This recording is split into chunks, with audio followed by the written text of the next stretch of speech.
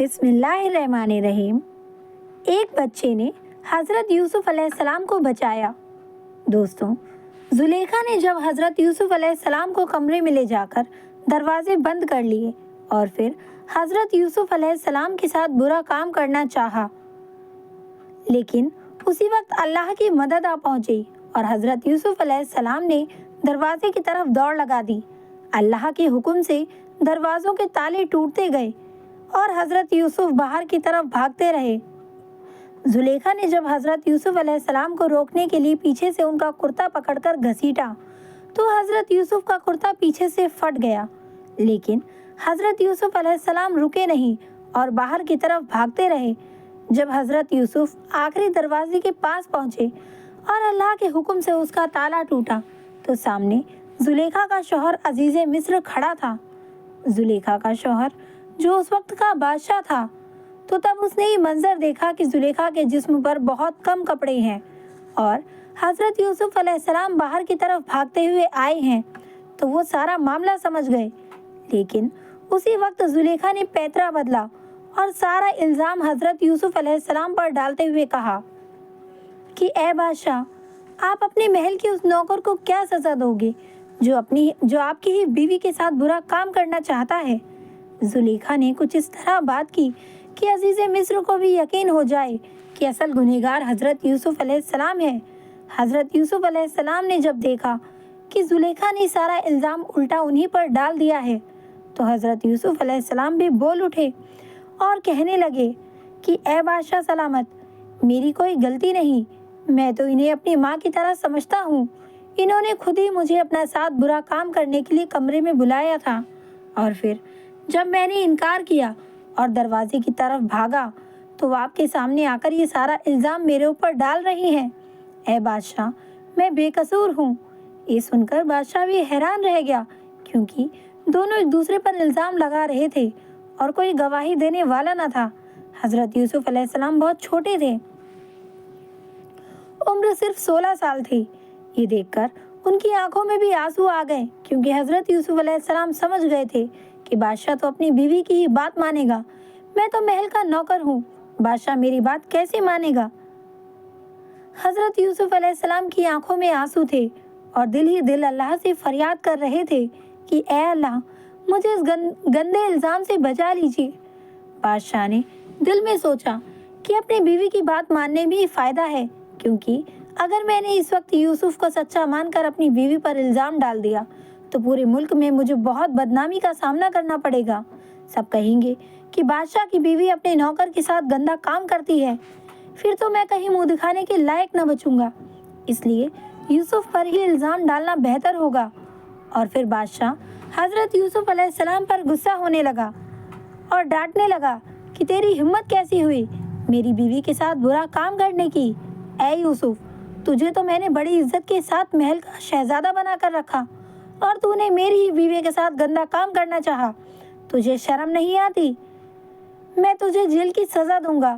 آس پاس کھڑے سبھی لوگ حضرت یوسف علیہ السلام کو ڈانٹنے لگے کہ تجھے شرم نہیں آتی، تو بادشاہ کی بیوی کو چھیڑتا ہے جو محل کی رانی ہے۔ ہم تو ان کے سامنے نظریں اٹھاتے ہوئے بھی ڈرتے ہیں، اور تجھے بادشاہ نے اتنی عزت دی، محل کا شہزادہ بنا کر رکھا، لیکن تجھے وہ عزت راس نہ آئی اور تو بادشاہ کی بیوی کو ہی چھیڑنے لگا۔ حضرت یوسف علیہ السلام جو بیچارے اس وقت ایک چھوٹے لڑکے تھے، وہ اتنے لوگوں کی ڈانٹ برداشت نہ کر پائے اور آنکھوں سے آنسو بہنے لگے۔ حضرت یوسف علیہ السلام ابھی بیچارے اس وقت کیا بولتے، کیونکہ ان کو پتا تھا کہ اس وقت میں چاہے جتنی بھی صفائی دوں پھر بھی لوگ میری بات نہیں مانیں گے، بلکہ مجھ کو ہی اصلی گنہگار سمجھیں گے۔ اس لیے آنکھوں کے آنسوؤں کے ساتھ حضرت یوسف علیہ السلام دل ہی دل اللہ سے دعا کرنے لگے کہ اے میرے پروردگار، جیسے آپ نے کمرے کے اندر میری حفاظت فرمائی اور دروازوں کے تالے میرے لیے توڑ دیے، تو اب تیرا یوسف تیری بارگاہ میں فریاد کرتا ہے کہ اے اللہ، میری مدد فرما، یہاں کوئی میری سننے والا نہیں۔ حضرت یوسف علیہ السلام کی درد بھری فریاد نے آسمانوں میں تہلکہ مچا دیا اور اسی وقت اللہ کی مدد آ پہنچی۔ اس وقت بادشاہ کے بغل میں ایک عورت کھڑی تھی کہ جس کی گود میں ایک دودھ پیتا بچہ تھا۔ جس کی پیدائش کو ابھی کچھ ہی دن گزرے تھے۔ جب حضرت یوسف علیہ السلام نے اللہ سے فریاد کی تو اللہ نے اس بچے کو بولنے کی طاقت دی اور اس نے تیز آواز میں پکار کر کہا کہ اے بادشاہ، اگر تم حقیقت میں اس معاملے کا فیصلہ کرنا چاہتے ہو اور جاننا چاہتے ہو کہ کون اصلی گنہگار ہے تو یوسف نے جو کرتا پہن رکھا ہے اس کرتے کو دیکھو۔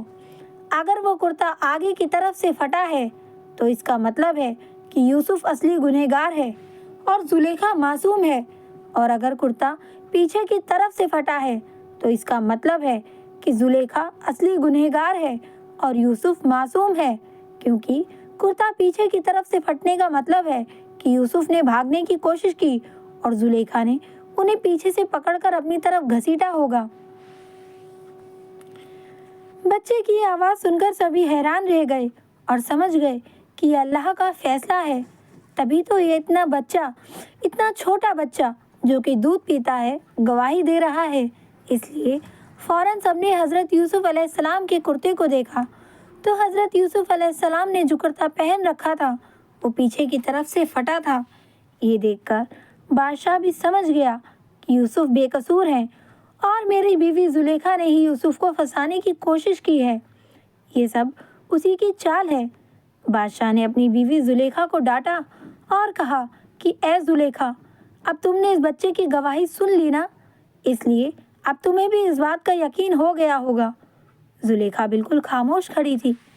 بادشاہ نے اپنی بیوی کو ڈانٹتے ہوئے کہا کہ اے زلیخا، تجھے اسی وقت معافی مانگنی ہوگی، اور پھر حضرت یوسف علیہ السلام سے کہا کہ بیٹا، میری عزت تمہارے ہاتھ میں ہے، اس لیے اس بات کو اپنے سے آگے کسی کو نہ بتانا، ورنہ میری بہت بدنامی ہوگی۔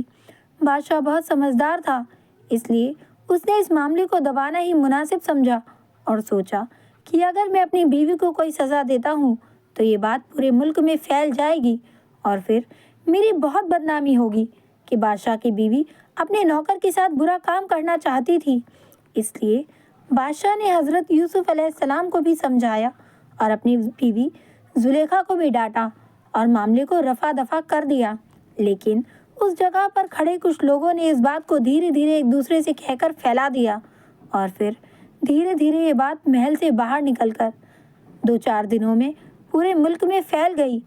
شہر کی عورتیں زلیخا کے بارے میں الٹی سیدھی باتیں کہنے لگی اور کہنے لگی کہ ارے وہ کتنی بے شرم عورت ہے کہ اپنے محل کے نوکر پر عاشق ہو گئی۔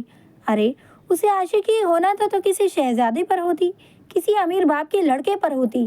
زلیخا تو پورے ملک کی رانی ہے، تو اس کی سوچ اتنی گھٹیا کیسے ہو سکتی ہے کہ وہ اپنے نوکر پر ڈورے ڈالنے لگے۔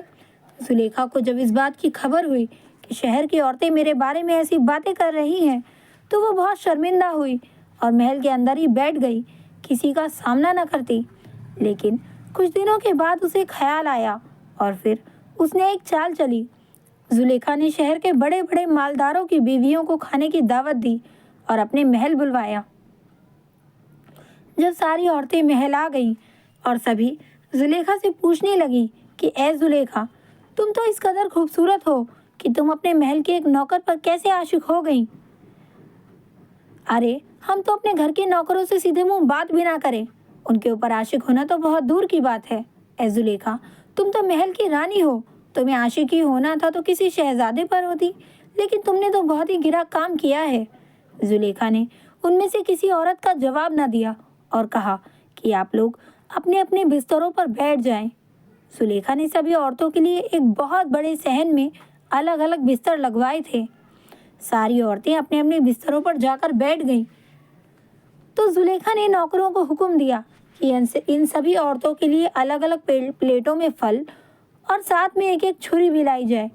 زلیخا کے حکم پر نوکروں نے ساری عورتوں کو پھل اور چھریاں دے دی اور سبھی عورتیں پھلوں کو چھریوں سے کاٹنے لگیں۔ جب زلیخا نے دیکھا کہ سبھی عورتیں پھل کاٹنے میں مگن ہیں تو اس نے ایک نوکر کو پاس بلا کر کہا کہ جا کر یوسف سے کہو کہ سامنے والے دروازے سے میرے پاس چلتے ہوئے آئے۔